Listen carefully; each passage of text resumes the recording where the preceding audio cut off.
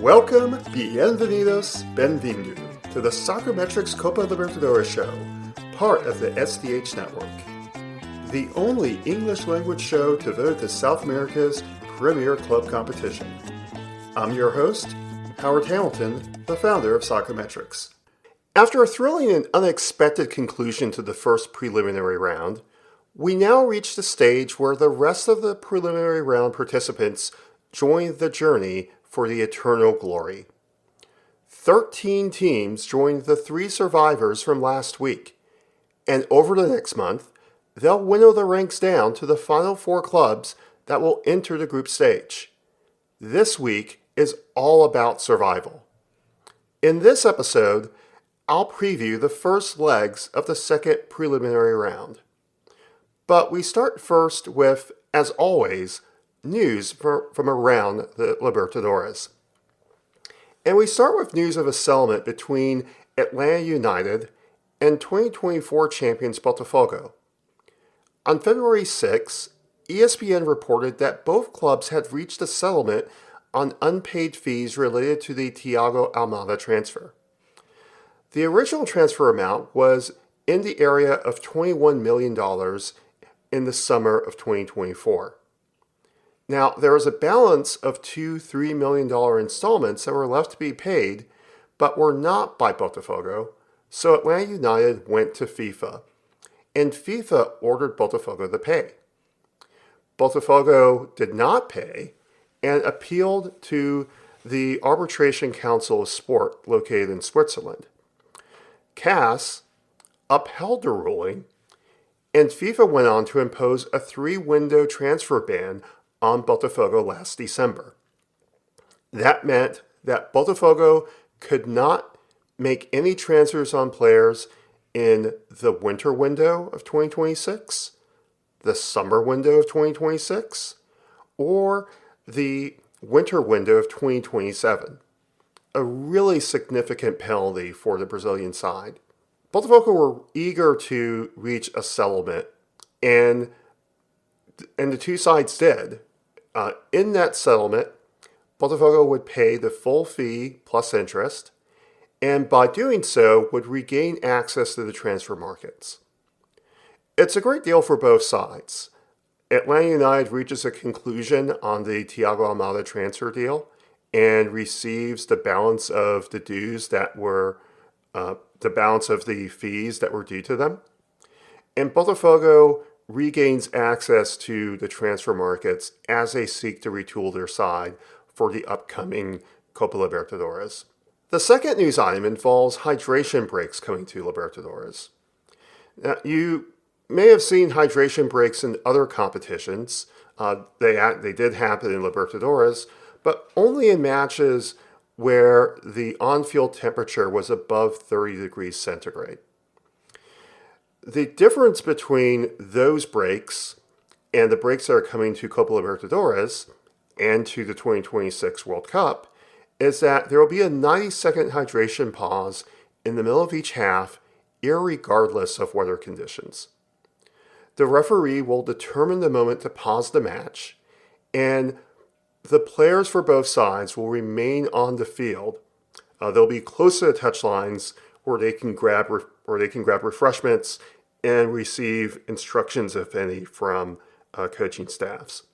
CONMEBOL also went on to make the decision to locate more cameras and microphones close to the field with the intent of picking up conversations and deliberations by the technical staffs, adding some additional content for the benefit of those watching the game in the stadium or watching the game on TV. So that concludes news from around the Libertadores. And now let's get into the preview of the first legs for the second preliminary round. I'm going to start this preview by focusing on the matches that occur in chronological order, with the exception of 2 tracks where matches are occurring on 2 separate days. And we start with track 3, where both matches will occur on Tuesday. The first match of track 3 involves Paraguay's Segunda de Mayo versus Peru Sporting Cristal.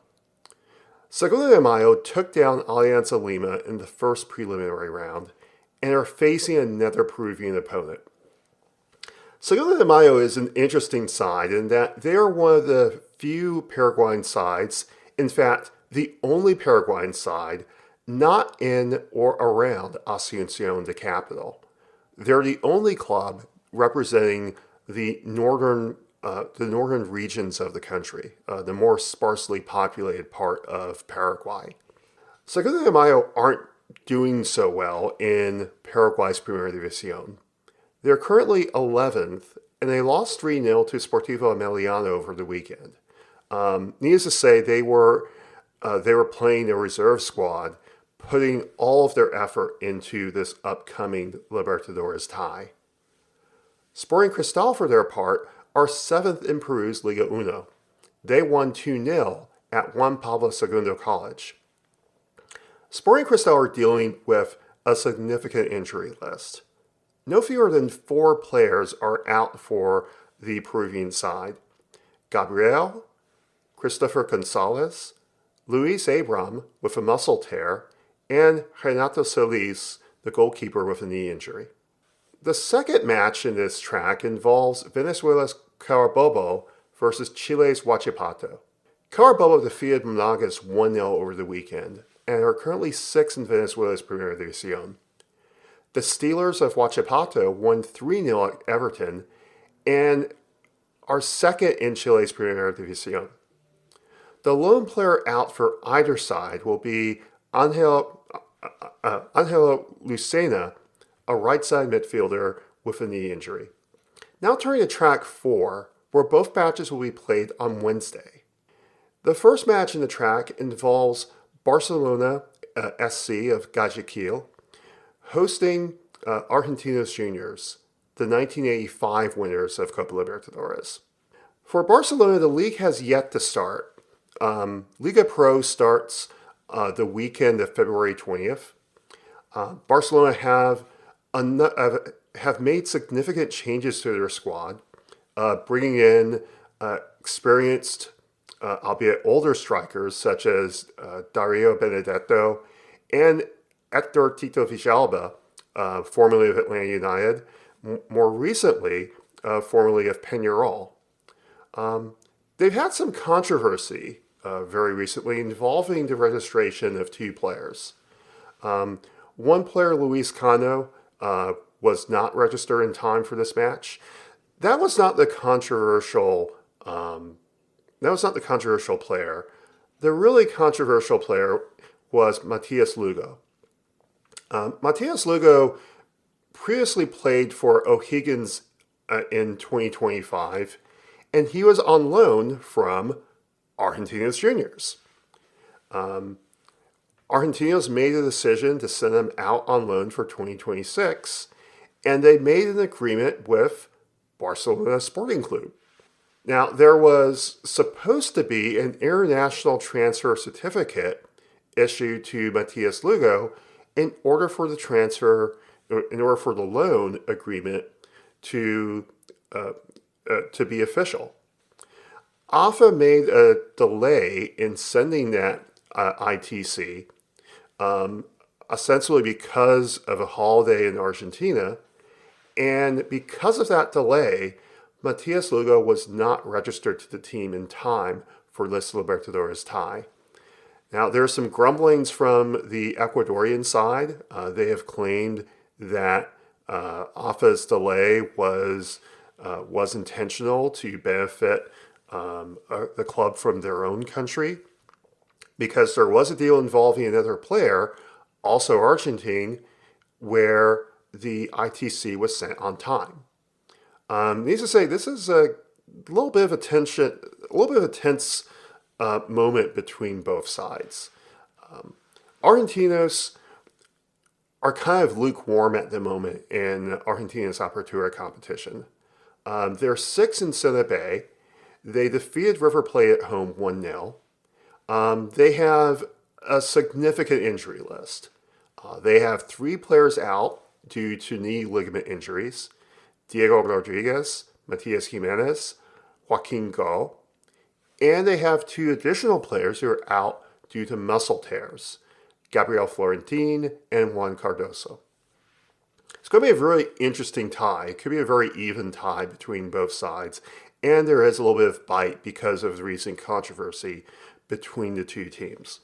Other match in this track involves Nacional Potosí of Bolivia hosting Botafogo, the 2024 champions. This match will be taking place in Potosí, Bolivia, which, if you can believe it, is at an even higher altitude than La Paz. In fact, Potosí play at one of the highest stadiums in the world, located at over 4,000 meters above sea level. Nacional Potosí defeated Bolívar 4-1 in the Bolivian League Cup. Botafogo are having an indifferent start to the season. They're currently 11th in the Brasileirão. The Brasileirão competition starting in January this year. Furthermore, they lost the first leg of the quarterfinals of the Carioca Championship, the Rio de Janeiro State Championship, 2-1 to Flamengo. And they're currently at a 5-match losing streak over all competitions. Botafogo have seen significant changes not only to their squad, but to their technical staff. Out went Davide Ancelotti in the offseason. In came Argentine manager Martin Anselmi. Squad rotation has already become important for the Rio de Janeiro side. They're led by Danilo with 4 goals, who is already among the league leaders in goals scored in the Brasileirão.